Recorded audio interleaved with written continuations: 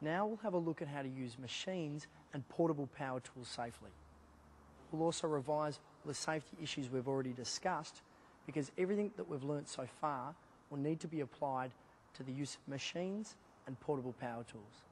Power tools are really wonderful instruments. These are the ones that are going to end you up in the casualty department at the hospital if you don't be a little bit careful. Power tools are usually high speed, and very quickly they can cause severe damage to tendons in hands and fingers, and the sorts of injuries they can do are very, very severe. They damage delicate structures like the tendons in your fingers, the nerves in your fingers, and they lead to chronic painful disability, and many of these injuries can't be cured completely. They won't get better. Amputation is still a relatively common injury related to high-speed electrical tools. Very, very dangerous things. There are a lot of different types of machines and portable power tools around. In this workshop, there are about 50 machines and portable power tools. In your workshop, you may have none of these and a lot of different ones. So obviously, we can't show you the safety procedures for each piece of equipment you might come across. However, we can give you some basic guidelines that apply to all machines and portable power tools. Your workshop has been designed to minimise dangers when using machinery. In many workshops, lines have been painted on the floor around the machines.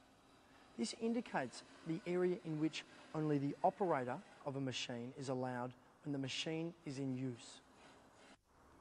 When someone's using a portable power tool, they may not have the same line around them, but you should keep well out of their way. Your workshop's machines and power tools must be well maintained and in good condition. All the appropriate guarding needs to be in place and must conform to manufacturer's specifications. Machines and power tools in poor condition or without the necessary guarding must not be used. Machines have to have a green-coloured recessed start button and a protruding red-coloured stop button. Many machines also need to have an emergency stop button that can be operated by the knee or foot. This button should be checked frequently to make sure that it's working. Before using any machine, you must be fully trained in its correct use. You should also have access to a written form of this correct procedure, preferably kept near the machine. Just as important as good training is that you feel confident. Talk to your teacher if you're unsure, and they'll be happy to provide you with additional help. Before you use any machine or power tool, you must first attend to your own personal protection. Tie back long hair and loose clothing, and remove anything that dangles or hangs loose, like jewellery. Always wear hearing protection and safety goggles. You may also need to wear a dust mask or respirator, depending on what you're doing.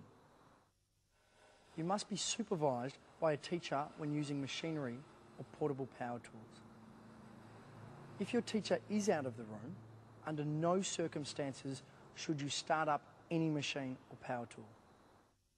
Your working area should be clean and free from obstructions or tripping hazards. When using a portable power tool, make sure the electrical cord isn't a tripping hazard for others. You should also have good lighting so that you don't have to strain your eyes or move in too close to the machine to see what you're doing. Check the material you're working with to ensure there are no potential problems. For example, make sure timber is free of splits, loose knots, and unidentified surface treatments. When you're using a portable power tool, secure the material in a vise or clamp so that both your hands are free to operate the tool. Make sure nobody is in your safe working area, and then get into a balanced and comfortable position. Concentrate on what you're doing, and if the equipment fails or a problem occurs, activate the emergency stop button and step away. If you need to make adjustments, turn the machine or power tool off.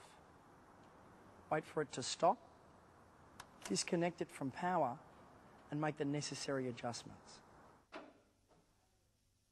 You should always stay with the machine or power tool until it has completely stopped. When you've completed the task, clean up your workspace, disconnect the machinery from power, and pack up all the equipment you've used. Oh, and there's one other final thing. Don't forget to admire the excellent work you've done.